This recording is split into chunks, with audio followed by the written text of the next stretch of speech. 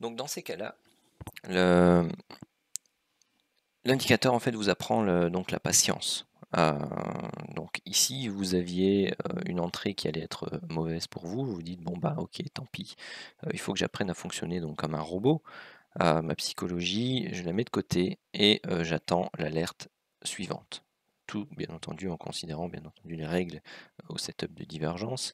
Et donc ici, si vous aviez été patient, hop, ici vous aviez l'alerte KingTT qui était donnée en zone de range long terme dans la zone basse de l'enveloppe long terme. Donc c'était une alerte qui était valide. Et en plus, ça vous conforte parce que vous dites ah ben voilà, c'est ma chance d'entrer dans le sens du setup de divergence que j'ai manqué précédemment. Et donc là, c'est typiquement le cas où vous avez la possibilité, non pas pour cette alerte-là, de prendre votre TP sur le plateau opposé comme l'indique la règle, mais de vous dire ok, je considère cette alerte-là comme une possibilité de suivre le mouvement de l'alerte de divergence que j'ai loupé et comme il a déjà fait et travaillé sa zone de setup 1, là il a corrigé, il a latéralisé et il va aller rechercher sa zone de setup 2 et c'est ce que je vise. Et donc ça c'est une possibilité d'entrer dans un mouvement dans le sens de la tendance précédente. Donc vous aviez eu une impulsion haussière, une latéralisation et ça c'est votre entrée parfaite pour reprendre le mouvement de la tendance précédente.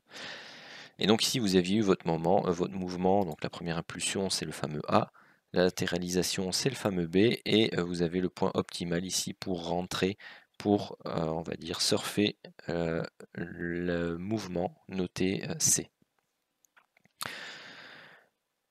Si vous étiez resté, donc si vous aviez eu l'opportunité de rentrer dans le setup de divergence, que vous, votre objectif c'était à nouveau la bande opposée ici, eh bien vous aviez eu la patience, vous n'étiez pas sorti de manière anticipative parce que vous avez décidé que vous, c'était pas votre style, c'est du tout ou rien, c'est-à-dire soit je me fais stopper BE, soit j'ai mon TP fixé.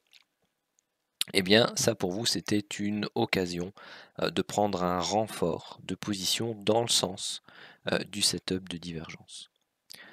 Donc voilà, ça c'est une façon aussi très intéressante d'utiliser le système pour reprendre position dans la tendance ou se renforcer dans la tendance qui se met en place à court ou moyen terme. Donc voilà pour la fin de la partie money management. Donc la vidéo précédente s'est terminée un peu plus tôt. Celle-ci était en toute logique destinée à la base aux remerciements. Ben oui, parce qu'on tenait à vous remercier tout simplement de vous intéresser à ces longues heures de travail, de développement qui ont été apportées pour développer tout simplement les différents indicateurs, le système global et la méthode associée. Parce qu'elle a été faite tout simplement dans le but de pouvoir vous apporter quelque chose, de pouvoir donc de vous permettre, pour ceux qui sont tout à fait débutants, d'avoir un système relativement simple et visuel d'utilisation, même s'il va demander de la pratique, hein, bien entendu, rien n'est inné, il faut pouvoir travailler cela. Mais on tenait à vous remercier parce qu'il y a un gros boulot qui a été fait là-dessus, en espérant que celui-ci vous apporte réellement ce qu'on a voulu vous transmettre au travers de ce travail, qu'il va vous permettre tout simplement de faire partie de ces fameux 5% de traders qui réussissent à gagner de l'argent sur les marchés et peut-être éventuellement pourquoi pas aller changer les statistiques et amener ces statistiques à 10% de traders gagnants, hein. Voilà, donc on est tout à fait disponible pour vous pour répondre aux diverses questions que vous vous posez, que ce soit sur la méthode, sur les indicateurs, sur leur utilisation. Bien entendu, vous vous doutez bien qu'il y a pas mal d'utilisateurs, donc répondre à toutes les questions, ça demande également beaucoup de travail. Donc s'il vous plaît, regardez bien avant toutes les vidéos. Pour chaque vidéo, prenez note éventuellement de vos questions.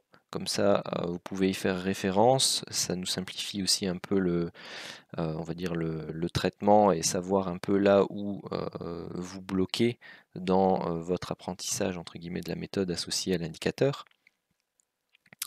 Mais également ça permettra de, après un deuxième visionnage des vidéos, tout simplement de vous dire: «Bah non finalement, j'ai trouvé la réponse tout seul à cette question». C'est toujours sympathique d'avoir une question en moins à poser parce qu'on a compris par soi-même. Mais voilà, donc ouais, ici je vous mettais une petite blague, hein, regardez 20 fois les vidéos avant de poser une question. Bien entendu, vous pouvez les regarder une fois, poser vos questions, vous pouvez les regarder 2 fois et poser vos questions.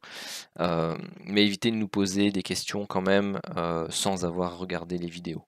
Parce que ça c'est un peu embêtant parce que là on sent clairement directement que, vous n'avez pas bossé de votre côté.